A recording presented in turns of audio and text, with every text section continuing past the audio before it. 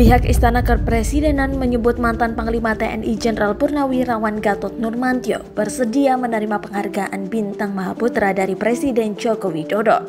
Bahkan, menurut Kepala Sekretariat Presiden Heru Budi Hartono, Gatot Nurmantio bersedia hadir dalam acara penganugerahan. Hadir sudah ambil undangan dan pernyataan kesediaan menerima tanda kehormatan, ujar Heru Budi Hartono kepada wartawan Selasa 10 November 2020. Selain Gatot, undangan lainnya yang dipastikan akan hadir yakni mantan Menteri Komunikasi dan Informatika Rudiantara dan mantan Menteri ESDM Ignatius Jonan.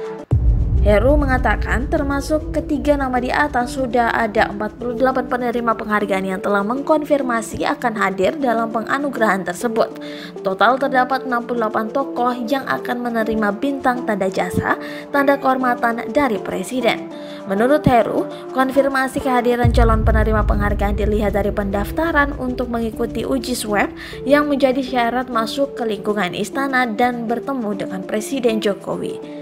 Meskipun demikian, menurut dia, tidak menutup kemungkinan mereka yang belum mendaftar untuk uji swab melakukan tes mandiri.